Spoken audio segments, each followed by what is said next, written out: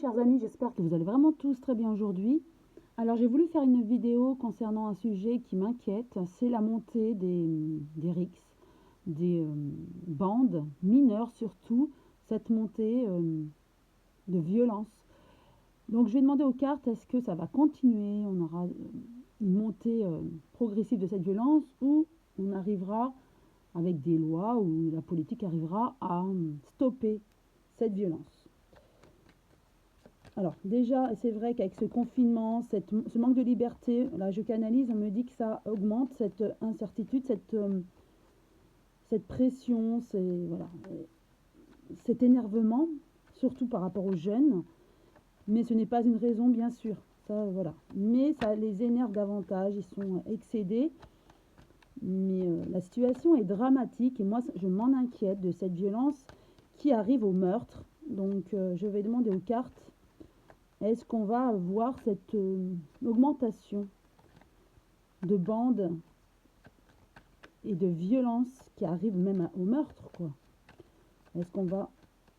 Alors je demande au manuscrit de nous donner la réponse.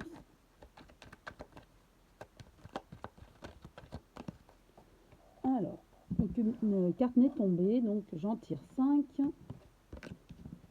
Par rapport à cette montée de violence, surtout des jeunes, ce sont souvent des adolescents qui s'en prennent aux jeunes, des harcèlements et tout ça. Donc effectivement, avec la construction, pour moi, on est arrivé à quelque chose d'extrême qui monte en puissance. Ils se mettent en bande, vous voyez, ils se rencontrent, ils se mettent en bande pour s'attaquer aux gens. Et c'est une trahison par rapport, oui, donc il y a du harcèlement avant, on me dit souvent, il y a du harcèlement, il y a une mésentente, et au lieu de tourner le dos à la personne, non, on va en découdre. D'où cette montée de violence. Et voilà. Et c'est au niveau de leur tête, c'est comme si ça explosait pour moi. Voilà, avec ça, ça me fait penser à ça. Au niveau des neurones, ça explose. Ils deviennent violents et voilà, découdre.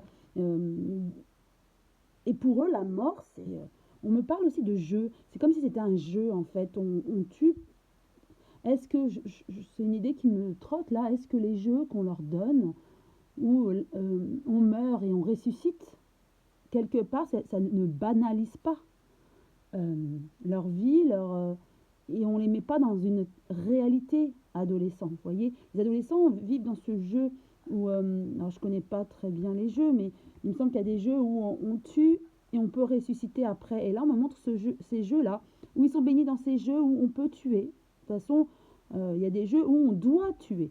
Et après, on peut ressusciter si on meurt. Et donc, c'est un peu dans cette optique où on banalise en fait la mort. Et malheureusement, on va en découdre et puis on tue.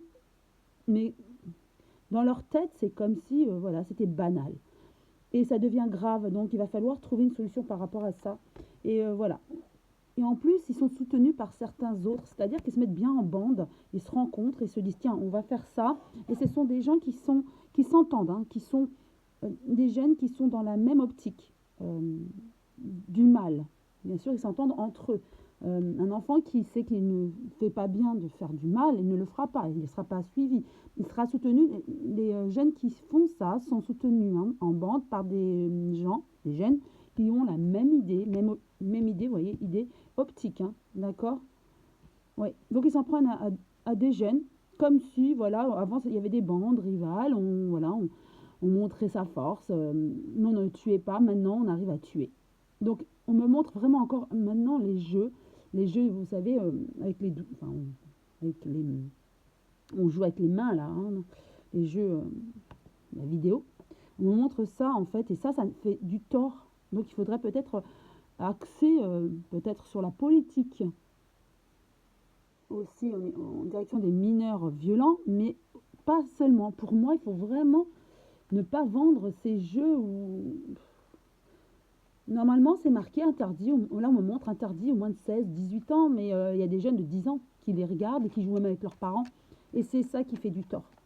Et les parents achètent sans même vérifier, une carte est tombée, sans même vérifier, comment dire, l'âge. En fait, ils estiment que ces âges, ces interdictions ne sont pas, juste par précaution, mais non. Par rapport à la psychologie, si c'est interdit au moins de 16 ou 18 ans, c'est qu'il y a une raison. Il y a la passion. La carte de la passion est tombée parce qu'effectivement, ce sont des jeunes qui sont passionnés, comme on dit, qui explosent dans leur tête, en fait, et qui ne supportent pas la frustration ou qu'on leur dise non. Et donc, ils en arrivent à la violence, peut-être des enfants rois, certains d'entre eux, je ne sais pas. On les met sur un piédestal et ils n'acceptent pas la frustration dès que quelqu'un ne nous plaît pas ou qui nous dit quelque chose qui ne nous plaît pas. Hop, on arrive à la violence. C'est sûrement ça aussi. Donc, je demande à d'autres cartes ce qu'il en est. Est-ce qu'on va arriver à une augmentation? En tout cas, il y a un travail qui va être fait dans cette direction au niveau de la politique. Alors oui, alors, donc ça va augmenter, c'est RIX, oui, on me le dit. Mais il y a des solutions, des politiques. Les hommes politiques, il va falloir qu'ils travaillent dessus. Et on me dit, voilà, avec le travail, effectivement, ils sont en train d'y travailler. Alors, juste 3 cartes. Ok, 3 cartes.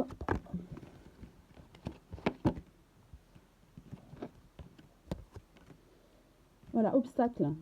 Alors, ce sont des jeunes, on nous dit, qui sont face à un obstacle. Donc, pour régler le problème, ils vont se battre. Ben voilà, c'est clair. Hein. Ils se disputent, ils se bagarrent. C'est la seule solution pour eux. Par contre, voilà, c'est un échec.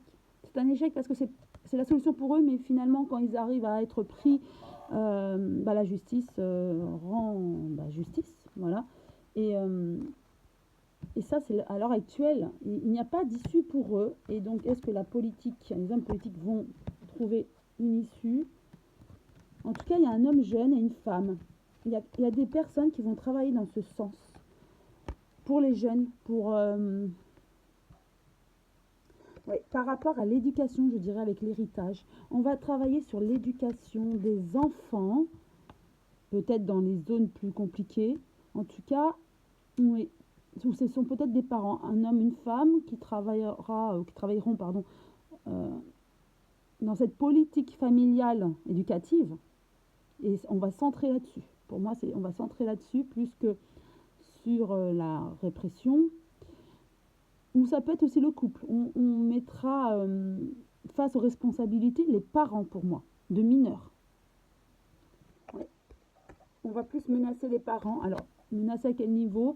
Je sais qu'à une époque, c'était au niveau de la CAF. Hein, on voulait enlever la CAF des parents déficients ou qui n'éduquaient pas très bien selon les juges.